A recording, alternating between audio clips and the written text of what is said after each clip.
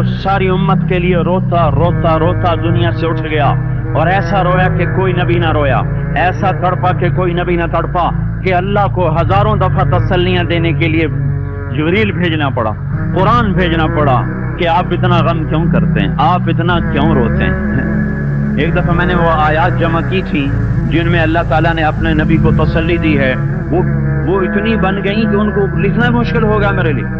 وہ 100 سے زیادہ آیات بنتی ہیں جن میں اللہ تعالیٰ تسلی دے رہا ہے، لعلک باخع نفسک الا یکونوا مؤمنین، لعلک باخع نفسک علی آثارہم ان لم یؤمنوا بهذا الحدیث اسفا فلا تذهب نفسك عليهم حسرات ما انت عليهم بوكيل لست عليهم بمسيطر ما انت عليهم بجبار من كفر فلا يحزنك كفره من كفر فلا يحزنك كفره ولقد نعلم انك يضيق صدرك بما يقولون۔ اس قسم کی آیات جن میں اللہ کہہ رہا ہے میرے حبیب اتنا غم نہ کر، اتنا غم نہ کر، اس قدر غمگین اپنی امت کے لیے۔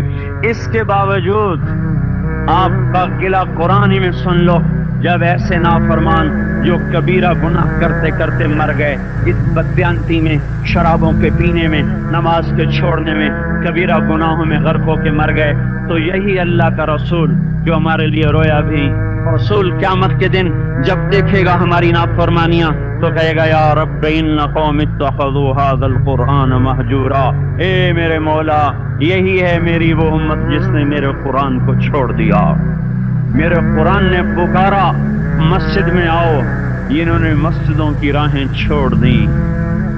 مجھے بتاؤ یہ اتنا مجمع کہاں سے آ گیا ہے؟ یہ اس میں سے 1/3 باہر سے آیا ہوگا، یہ 2/3 تو سارا گلستان کالونی کا ہے۔ ان کے قدم باقی 5 نمازوں میں کیوں نہیں اٹھتے؟ یہ کہاں چلے جاتے ہیں؟ کیا یہ اللہ کی دھرتی پہ 8 دن نہیں رہتے؟ کیا یہ صرف 8ویں دن اللہ کا رزق کھاتے ہیں؟ کیا یہ صرف 8ویں دن اللہ کا پانی پیتے ہیں؟ یہ کہاں چلے جاتے ہیں؟ کیا یہ اللہ کی دھرتی پہ 8 دن نہیں رہتے؟ کیا یہ صرف 8ویں دن اللہ کا رزق کھاتے ہیں؟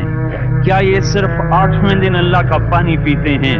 کیا یہ صرف 8ویں دن اللہ کی ہوا کے ٹنوں ٹن اپنے پھیپھڑوں میں لے جاتے ہیں؟ کیا یہ صرف 8ویں دن اللہ کے دیے نور سے دیکھتے ہیں؟ کیا یہ صرف 8ویں دن اپنے کانوں سے سنتے ہیں؟ کیا یہ صرف 8ویں دن اپنے جسم کی نعمتوں سے فائدہ اٹھاتے ہیں؟ کیا یہ صرف 8ویں دن سورج کی روشنی سے نفع اٹھاتے ہیں؟ کیا یہ صرف 8ویں دن تاروں کی جھلملاہٹ سے نفع اٹھاتے ہیں؟ کیا یہ صرف 8ویں دن اپنے بیوی بچوں کے ساتھ بیٹھتے ہیں؟ اس پتھر دل کو کیا ہوا؟ کیوں نہیں اس کے دروازے پہ دستک پہنچتی؟ یہ کیوں ویران ہو گئے؟ ایسے تو پتھر بھی سخت نہیں۔ عطا اللہ شاہ بخاری کہا کرتے تھے اے ہندوستان والو، تمہیں اتنا قرآن سنایا کہ میں سر کو سناتا تو صبا بن جاتی، میں پتھروں کو سناتا تو موم ہو جاتے، میں دریاؤں کو سناتا تو طوفان تھم جاتے، اور میں موجوں کو سناتا تو ان کی طغیانی رک جاتی۔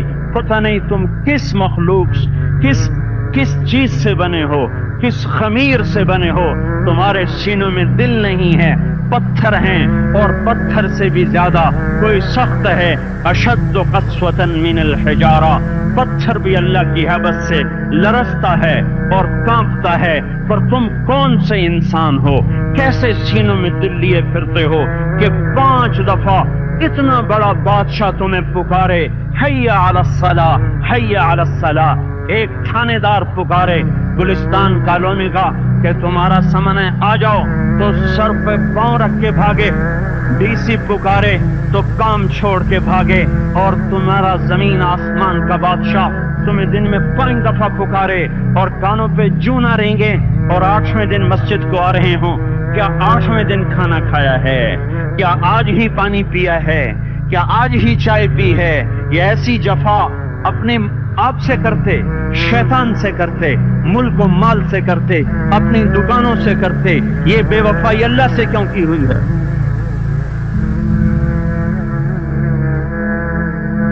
جس زمین پہ سجدہ نہ ادا ہو، اس سے بڑا بھی کوئی جرم ہے؟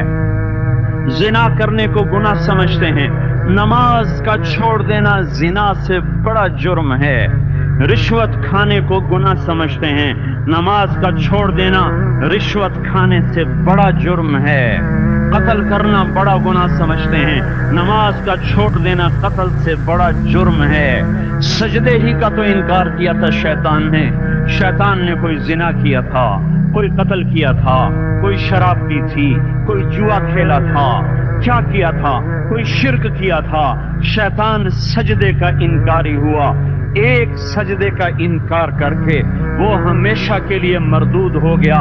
اس مسلمان کو ہوش نہیں ہے جو روزانہ دن میں 5 دفعہ 20 سجدوں کا انکار کیے بیٹھا ہوا ہے، اور پھر آرام سے روٹی کھاتا ہے، آرام سے چائے پیتا ہے، اور آرام سے کہہ لگاتا ہے، اور آرام سے اخبار پڑھتا ہے، آرام سے بیوی کے پہلو میں لیٹتا ہے۔ ایک سجدے کا انکار ہو کر شیطان ہمیشہ کے لیے مردود ہوا۔ جس نے فجر کا انکار کیا سجدوں کا، پھر ظہر کے سجدوں کا مذاق اڑایا، پھر عصر کا مذاق اڑایا، پھر مغرب اور عشاء کا مذاق اڑایا۔ گھر میں نماز پڑھنا بھی چلو نہ پڑھنے سے تو بہتر ہے، پر یہ بھی نماز کا مذاق ہی ہے۔ اور 8ویں دن سر پہ ٹوپی رکھ کے آیا۔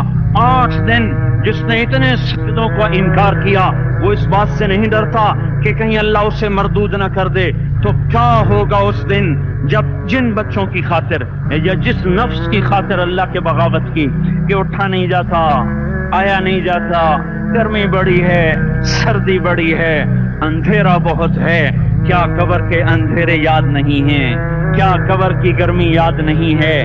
کیا جہنم کی آگ بھول گئے؟ کیا جہنم کے عذاب بھول گئے؟ کیا جنت کی نعمتیں بھول گئے؟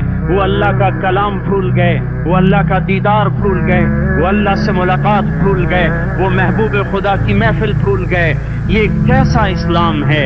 یہ کیسے پتھر دل ہیں جو کمانے میں تو ایسے مست ہوئے کہ ہوش نہیں، اور جب اللہ بلائے تو ایسے غافل ہو جائیں، نہ بوڑھے پر جھوڑیں گے، نہ جوان کو ہوش آئے، نہ کسی عورت کو ہوش آئے، نہ کسی مرد کو ہوش آئے، نہ بازار بند ہوں۔ ارے میرے بھائیو، حکومت سے پیسہ بچانے کے لیے ہڑتالیں کی، 20 دن بازار نہ کھولے، نماز کے لیے اگر دکانیں بند کرتے تو آج اللہ تعالیٰ آپ کو ہر ظالم سے باہر نکال دیتا۔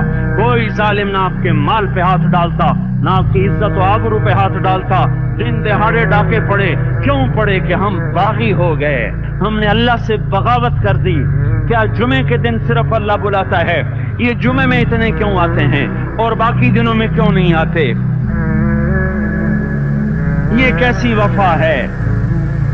اور ایسا وفاؤں والا اللہ کہ زمین بولے اے اللہ اجازت دے میں گلستان کالونی کو نگل جاؤں، سمندر بولیں مولا اجازت دے ہم چڑھ جائیں، فرشتے بولیں اے اللہ اجازت دے ہم انہیں ہلاک کر دیں، اور جس کے سجدے کا انکار ہوا پڑا، جس کا 8 بازاروں میں جس کی شریعت کا مذاق اڑایا جا رہا، وہ جس کو غیرت خود جوش میں آ رہی کہ یہ میرے بنے ہوئے گندے پانی کے بنے ہوئے نطفے سے بنے ہوئے، میری غذا کھا کر، میرا رزق کھا کر، میری ہواؤں سے زندہ، میرے پانیوں سے زندہ، میری روٹی سے زندہ، میرے دیے ہوئے گوشت سے زندہ، میرے دیے ہوئے نظام سے زندہ، یہ میرے ہی منکر بن گئے۔ 1500 روپے کا ملازم آپ کو چائے کی پیالی نہ دے تو آپ کہتے چل چھٹی کر، ہم کوئی اور رکھیں گے۔ اور جس نے اتنا بڑا وجود بخشا، آنکھوں میں چراغ جلائے، کانوں میں فون لگائے، دماغ میں برق کی روئیں دوڑائیں، دل کو دھڑکایا، سارے بدن کے تک خون پہنچانے کا نظام چلایا، پھپھڑوں کی فیکٹریاں چلائیں، رگوں میں خون پہنچایا، ہڈیوں کو غذا پہنچائی اور آنکھوں کو غذا پہنچائی، بالوں کو غذا پہنچائی، زبان کو بولنے کی طاقت دی، دانتوں کو کاٹنے کی طاقت دی، دو وہاں نالیاں لگائیں، سانس کی الگ کر دی اور میدے کی الگ کر دی، اور وہاں پردہ لگایا، جو غذا منہ میں جائے تو میدا کھل جائے اور پھیپھڑے کی طرف جانے والی نالی رک جائے۔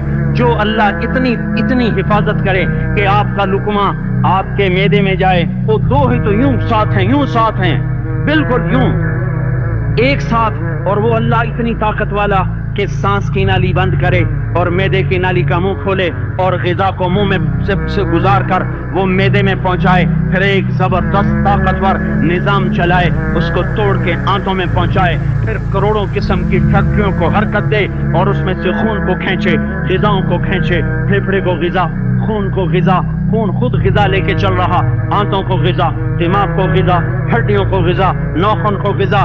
ایک ناخن کھینچ لے تو ہم کیا کریں؟ کیا میرے مولا کا نظام ہے؟ یہ ہمارا قبرستان ہے، مردہ سیل باہر نکل رہے اور ناخن کی شکل میں باہر آ رہے، پھر آگے جا کے اور سخت ہو رہے، تھوڑا سا ناخن زیادہ کٹ گیا، سارا دن سی سی کرتا ہے، سارا دن ہائے ہائے کرتا ہے، یہی ناخن میرا رب کھینچ لے تو ہم تو ایک ناخن کا شکر ادا نہیں کر سکتے، یہ جوڑ بنا دیے سیدھا کر دے تو ہم اسی کا شکر ادا نہیں کر سکتے۔ میرے بھائیو، یہ سب کچھ کر کے پھر ہم اللہ کے باغی ہو جائیں، ہے کوئی عقل میں آنے والی بات؟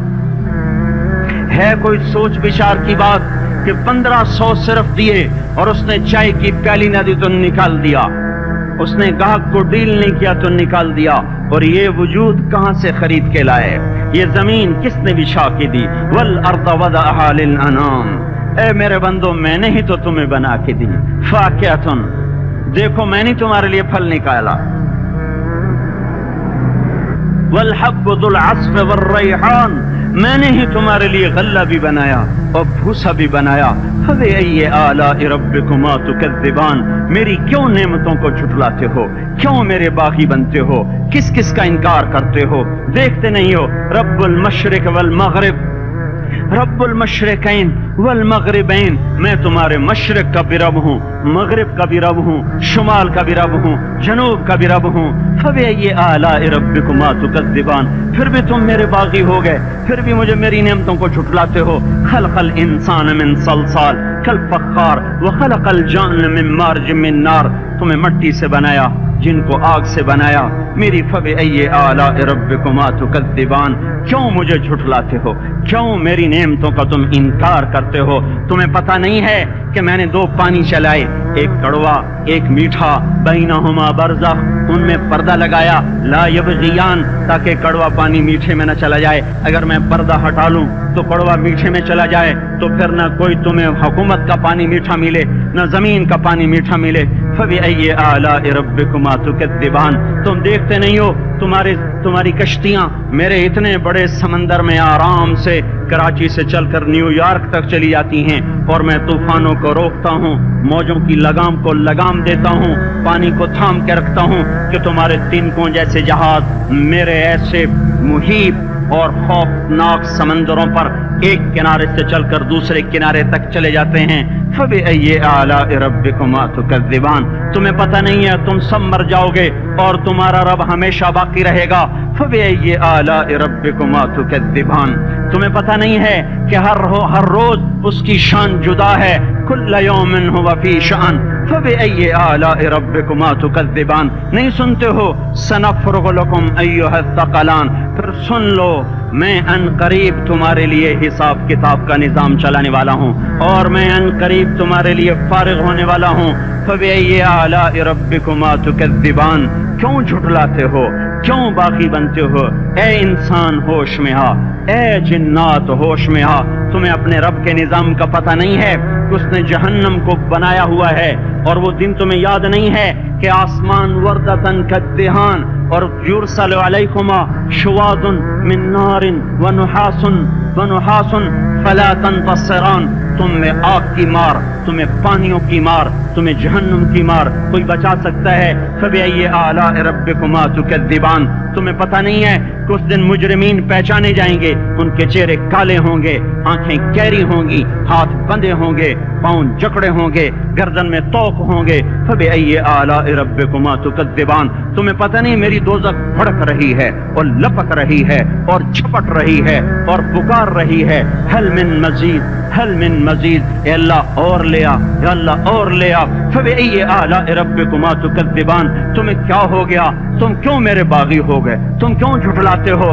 یہ بھی سن لو، وَلِمَنْ خَافَ مَقَامَ رَبِّهِ جَنَّتَانِ، اگر تم مجھ سے ڈر گئے تو تمہارے لیے بڑی عالی شان جنتیں ہیں۔ فبأي آلاء ربكما تكذبان، ذواتا افنان، فبأي آلاء ربكما تكذبان، فيهما من كل فاكهة زوجان، فبأي آلاء ربكما تكذبان، فيهما عينان تجريان، فيهما من كل فاكهة زوجان متكئين على فرش بطائنها من استبرق وجنى الجنتين دان فيهن قاصرات الطرف لم يطمثهن انس قبلهم ولا جان كأنهن الياقوت والمرجان هل جزاء الإحسان إلا الإحسان فبأي آلاء ربكما تكذبان. کس رب سے تم بغاوت کر رہے ہو جس نے تمہارے لیے ایسا گلستان تیار کیا ہے؟ یہ بھی کوئی گلستان ہے کہ سارا دن مٹی ہی مٹی، خاک ہی خاک، دھول ہی دھول، گرمی ہی گرمی.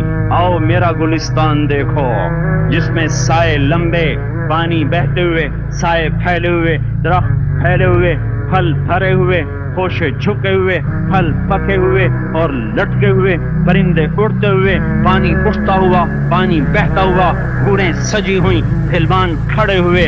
تمہارا رب تمہاری خدمت کے لیے اور تمہیں کھلانے کے لیے اپنے دروازے کھولے ہوئے، دربار لگائے ہوئے، نبیوں کا ساتھ، فرشتوں کا سلام، غلاموں کا سلام، اور فرش بچھے ہوئے، قالین لگے ہوئے اور گاؤ تکیے لگے ہوئے. جوانی ہمیشہ، زندگی ہمیشہ، محبت ہمیشہ، زندگی کو زوال نہیں، جوانی کو زوال نہیں، حکومت کو زوال نہیں، ہر طاقت ابد الآباد کی.